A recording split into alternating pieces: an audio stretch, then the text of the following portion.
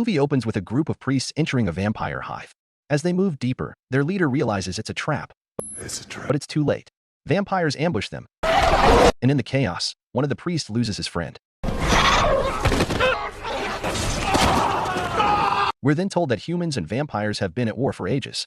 Vampires are strong and fast, but humans had the advantage of sunlight. Still, it wasn't enough. To survive, humans built cities protected by the church. That's when they created their ultimate weapon against vampires, the priests. These were special warriors with unique powers, trained to kill vampires. After the war ended and vampires were nearly wiped out, the church disbanded the priests, sending them back into a society that no longer needed them. The few surviving faded into obscurity. The scene shifts to Owen, a farmer working in the wasteland, hoping to make it fertile again. He updates his wife, Shannon, about his progress. Nation's close to zero. We can finally start planning. Their daughter, Lucy, comes home late from town. Owen warns her to be careful, but she argues. I'm old enough to go where? You mean living out here like a prisoner? No friends? No fun? Shannon steps in and leads them in prayer before dinner. Before they can eat, the ground shakes. Owen looks outside and sees a swarm of vampires heading toward them. Shannon quickly hides Lucy in the basement and tells her, "Don't scream. Whatever you hear." Owen tries to fight them off, but is badly hurt, and Shannon is killed. Now be a legend. Like, subscribe, and comment something wildly unnecessary. Alone and scared, Lucy hides, until a mysterious man in a hat appears before her. Back in the city, the priest is seen in confession, haunted by dreams of war and the night he lost his friend. I had the dream again. About the war, I have questions. But Monsignor Aurelius, a senior clergy member, offers no comfort. Instead, he reminds Priest of his vow.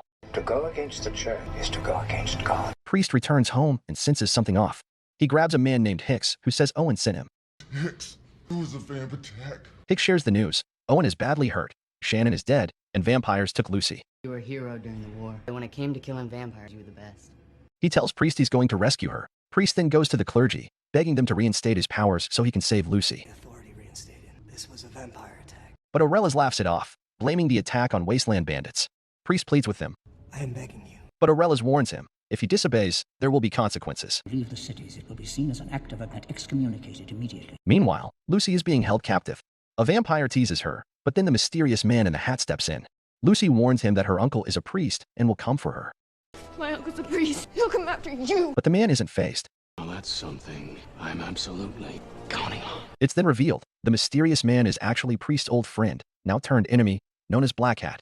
Priest visits his old friend, Monsignor Chamberlain, and talks about his sacrifices, how he gave everything, only to be treated like this. Chamberlain insists the war is over, but Priest disagrees. Chamberlain warns him not to go against the church. When Priest says he has no choice, guards rush in to arrest him. Chamberlain had set him up. As Chamberlain repeats the vow, Remember your vow. To go against the church is to go against God. Priest snaps, fights back, and defeats the guards. He says I go against God. After, he apologizes to God for his anger and asks for strength on his journey. Priest reaches the ruins of Owen's home and finds a family photo. Hicks arrives, lowers his gun, and decides to help. They head to Hicks's town, where they see a salesman scaring people into buying fake vampire protection. Hicks runs him out, but on his way out, It's time for you to go. the salesman gives Priest a strange look. Later, Priest visits Owen, who reveals that Shannon waited for him. It's revealed that Priest and Shannon once loved each other before he left to join the church. Priest thanks her for giving Owen a good life. Owen begs him to rescue Lucy and make the vampires pay for killing Shannon. Back in the city, the clergy calls in 4 priests and declares the original priest a threat. One of your own broken his sacred vow. They order the group to bring him back. Dead or alive. The next morning, Priest buries Shannon and Owen together. He studies the vampire tracks and realizes the attack wasn't done by ordinary vampires. These are 2 by 2. This was something else. They decide to head north, toward a reservation. When they arrive, the human guards are gone. Priest spots familiars, humans who serve vampires. He's shocked to learn that some people now willingly choose to become them. Priest and Hicks run into a familiar. You're not welcome here, priest. I got this. Hicks asks him about Lucy, but the man avoids the question, saying they prefer things quiet and peaceful in the reservation. Suspicious, Priest and Hicks head to the basement. There, they find another familiar. Priest questions him about Lucy, but the man says his master doesn't feed on humans. As Priest starts to press him for answers, more familiars show up, and suddenly, they attack.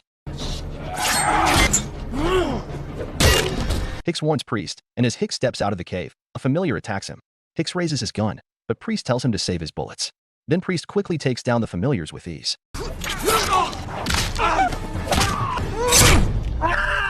One survives and warns Priest that his masters are coming. Just then, the sun sets and vampires come out of hiding. Priest fights them with style.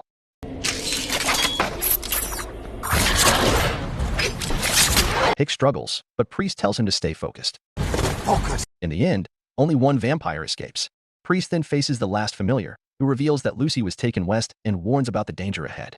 Suddenly, the vampire returns and kills the familiar. Priest dives into the cave, kills the vampire, and comes back. They continue tracking Lucy and come across a vampire hive. Priest borrows Hicks' gun and shows him how to kill a vampire. I'm teaching you how to kill vampires. Anticipate their trajectory. Blaze 2 points, A and B. Meanwhile, the salesman tells Black Hat about business losses and the priest he saw. Black Hat, curious but ruthless, bites him and turns him into a familiar. Put him to work. The next day, Priest and Hicks take a break. Priest asks if Hicks loves Lucy. Do you love her? After Hicks admits it, Priest says he'll kill her if she's infected. Later, they reach another cave. Priest moves ahead to look for clues and tells Hicks to wait and shoot anything that isn't him. Stay here. Anything comes up that isn't me, shoot it. Priest explores the cave and spots a mysterious figure.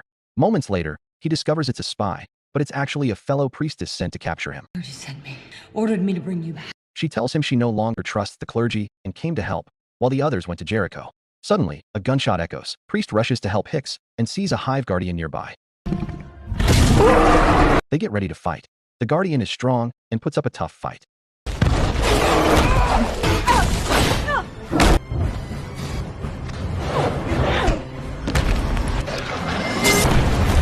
Priest finally lands a powerful blow, but the creature keeps coming.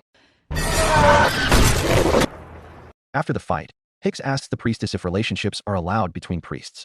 She explains they must take a vow of celibacy and admits she's never been with anyone. The clergy found her when she was very young. When Hicks asks about Priest, she says he was around Hicks's age when his powers showed, making his sacrifice even greater. They enter a new part of the hive and realize the vampires have bred a new army. They bred a new army. But where are they now? They follow the tracks and discover the vampires are headed toward Jericho. Meanwhile, at the Jericho train station, a guard feels the ground shake in the middle of the night. He steps outside to check and sees a train stop in front of him. As he looks around and calls out, Hello? Hello? Is anybody there? a vampire appears and kills him. Black Hat steps off the train and sets the entire town on fire, enjoying the destruction. Suddenly, 3 priests confront him. One attacks, but Black Hat easily kills him. He then offers the others a choice. You can follow in my footsteps, or you can follow in his. The next morning, Priest and his team arrive in Jericho and find the town in ruins. They split up to search, but find nothing useful. Outside, Priestess and Hicks see Priest silently paying respect to the dead priests, crucified and left hanging. Hicks wonders how vampires could attack and vanish before sunrise. Priest checks the nearby railway and finds the guard's watch. When asked, he realizes the train tracks lead straight to the cities. There is no sun in the cities. It hits him. The vampires are using the train to launch a full attack on cities.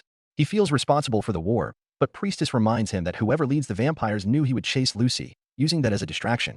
They quickly come up with a plan. Priestess will destroy the tracks, while Priest and Hicks will board the train and rescue Lucy. As they track the train, Hicks suddenly pulls a gun on Priest, begging him not to kill Lucy, even if she's infected. She is nothing but a stranger to you. She's his daughter. That's when Priestess reveals the truth. Lucy is Priest's daughter. Shocked, Hicks lowers his weapon. Priest explains that Lucy was just a baby when he left. Owen agreed to raise her as his own, so Priest could serve the church. He asks Hicks for help, saying he can't save Lucy without him.